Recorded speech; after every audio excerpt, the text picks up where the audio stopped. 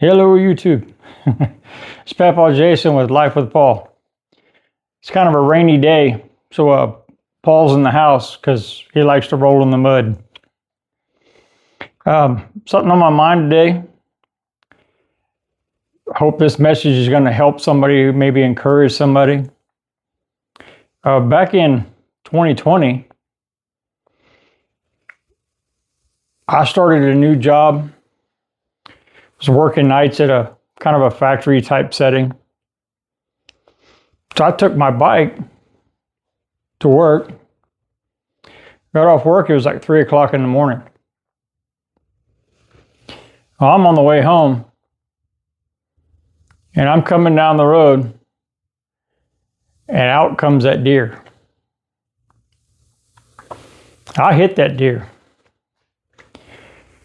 It did $7,000 worth of damage to my bike. Luckily, I didn't have it very long, so I owed so much money on it, the insurance didn't total it. That was good for me.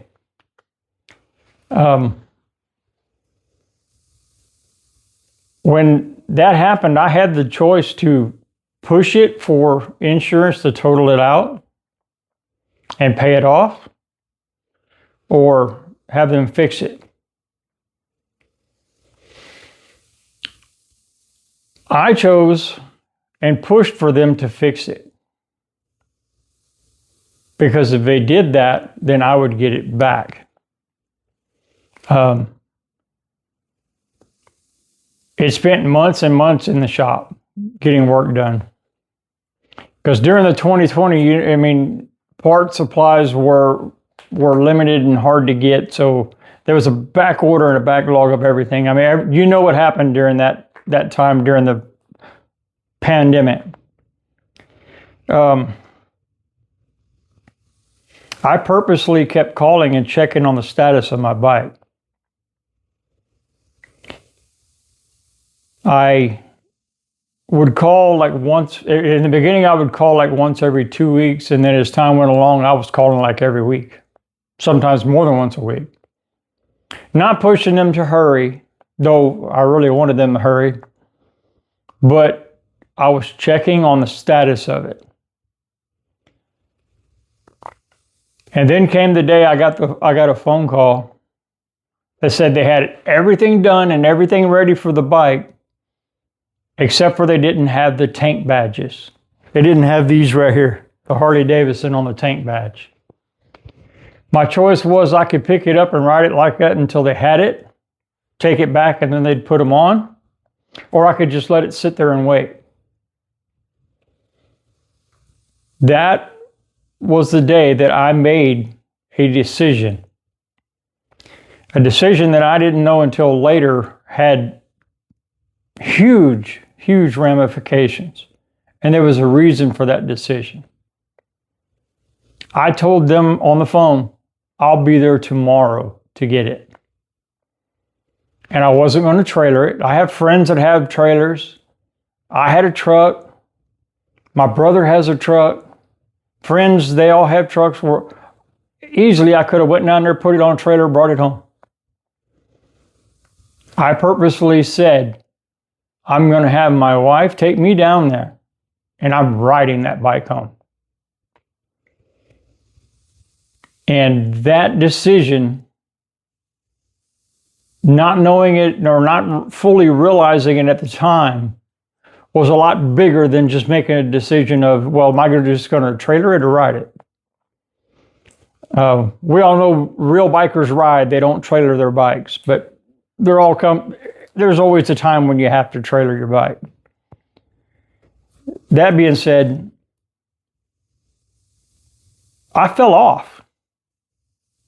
I hit that deer, man, I hit the pavement.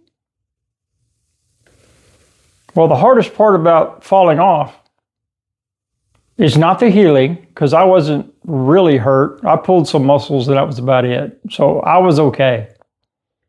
But it wasn't the healing. It was getting back on. Getting back on was the hard part. I tell you that story because I know there's lots of you that have fallen off. I'm not just talking about motorcycles. It's the same as if you fall off a horse. There's the old saying, if you fall off, you have to get back on. Well, that's easier said than done. Well, today we're going to discuss why that is so difficult. Well, I picked that bike up and I rode it home.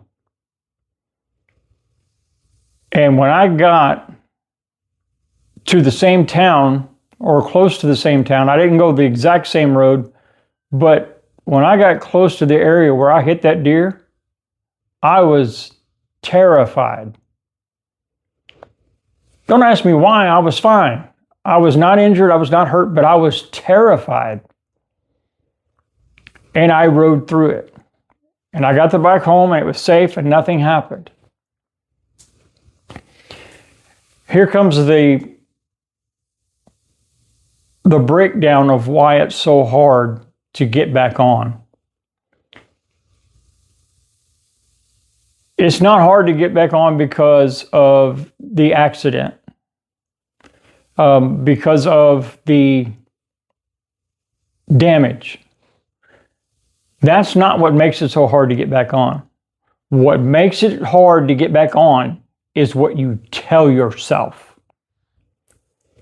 I mean, because the thoughts ran through my head while I'm calling every week to make sure, to check on the status of my bike. The thoughts are going through my head, you're going to die. You're going to die on that bike. You're going to crash again. I live in a deer priority or deer prone area where there's always deer on the road, especially at night. And I know this. And the thoughts kept running. You're going to hit a deer. This is going to happen again.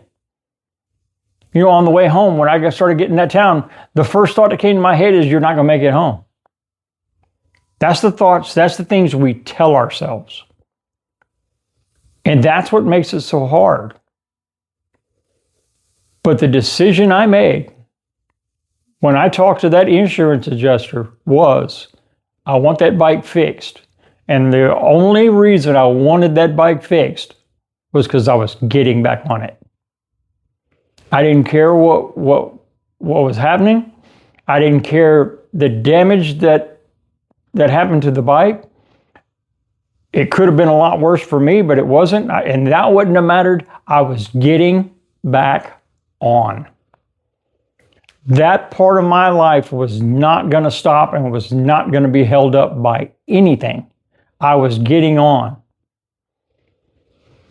Well, how many times through life do we fall off of things and then we tell ourselves, that hurts too much.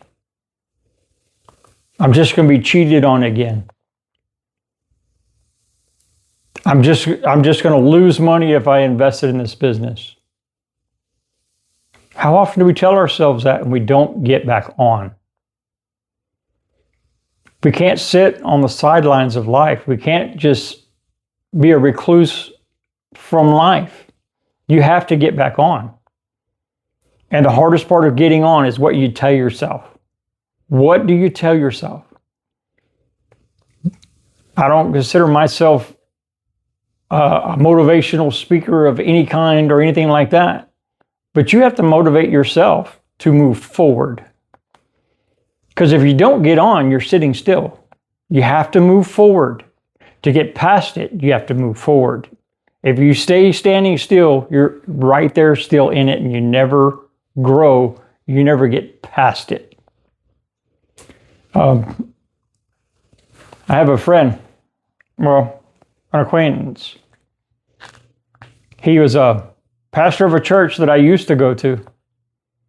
And when we met, we had the one thing in common. He loved motorcycles. He used to ride all the time. Well, I think seeing me with mine and all that influenced him to get back into motorcycle riding because he loved riding. And so he got him. It was a Sportster, but it was a bike. I'm not going to hold that against him too much. but he was riding for probably a couple of years maybe. And he told me one day that he was not going to ride anymore and he was selling his bike because he was riding along, and right after he crossed through an intersection, somebody ran the stop sign right behind him and crossed the intersection right behind him. And it scared him so bad, he didn't want to ride anymore. And it was not because that car crossed and missed that stop sign. It was because of what he told himself.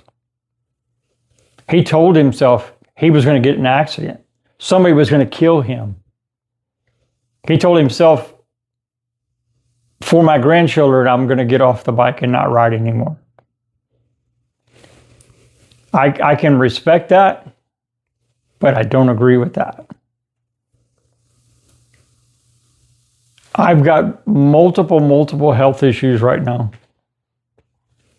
Part of it's my vision. The other is my heart. The other is weakness. I'm dizzy. I have to use a cane. I hate this thing. But as you can see, this is still sitting in my garage. Why is it sitting in my garage? I plan to get on it. I'm not giving up that easy. I don't know how. I don't know why. I don't know what's going to make it happen. I don't know, God's sending down a miracle and just like this, I'm going to be healed. I don't know. But I know this. I'm getting back on. I'm not standing on the sidelines. I'm not going to just sit in the couch and give up. I'm getting back on. My health is not going to hold me back. Hitting a deer is not going to stop me. I'm not telling myself the things that we tell ourselves. Because the truth is, I can tell myself, you're going to die. Well, yeah, I'm going to die. We're all going to die someday. But that's not going to make me die. Other things could. It could happen at any time. But it's not going to stop me from living. Because when you don't get back on, you stop living. I hope this encourages you today. I hope it gives you some motivation to move. I don't know who needs to hear it. This has been pressing on my mind for like a week.